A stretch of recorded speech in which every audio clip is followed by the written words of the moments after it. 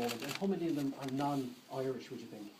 Well, I've already gone on record to say that we have 25 organised crime gangs, and as you know, these gangs are very, very fluid in terms of how they operate, and they will bring people with them and they will drop people depending on the type of activity they're involved in.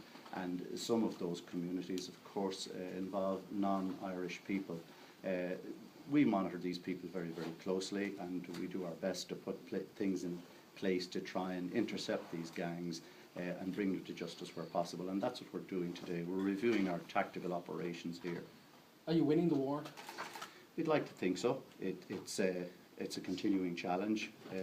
We have had, as has been reported on widely, and I have to thank the media for that, we've had some outstanding successes this year by any stretch of the imagination, both in terms of the subversive crime, the organised crime, and indeed ordinary local crime and burglaries, for instance. And I know you've already this morning in the media exposed the very, very impressive figures, if I might say so, in terms of Operation Fiacla in relation to high volume crimes such as burglaries.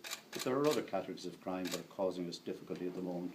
Larcenies from shops, larcenies from the person, and crimes of that nature. And this is what we're doing here in Templemore. We're putting together a package and a suite of options available to us to try and thwart those types of activities. Can I ask you about gangland murders and unsolved? How many do you reckon at the moment, from your intelligence, that are unsolved, and why is it so difficult to get so many of them across the line? And in particular in my own part of the world, Cork, there's so many down there unsolved.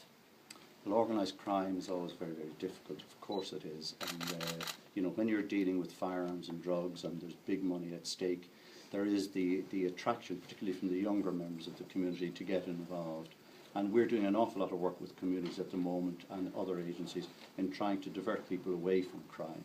So they are difficult to detect, there's no doubt about that. But you know, we've had huge success in this area in the past, and indeed I think the empirical evidence is there that we have not overlooked cases that have been with us and on the books for quite some time, and we've brought people to justice.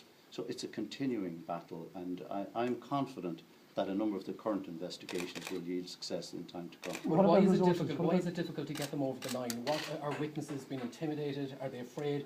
What's stopping getting the nail on the coffin, as it were? Well, as you can appreciate, organised crime is what it says, and you know, these are very, very serious people. They're very, very serious criminals who will stop at nothing to achieve their own ends, and they bring around them a cohort of people that don't crumble very easily, and these people command respect in communities and that. So we're working very, very hard to break down those barriers. Can I just ask you, in relation to courts and getting people before the courts, and just from your own personal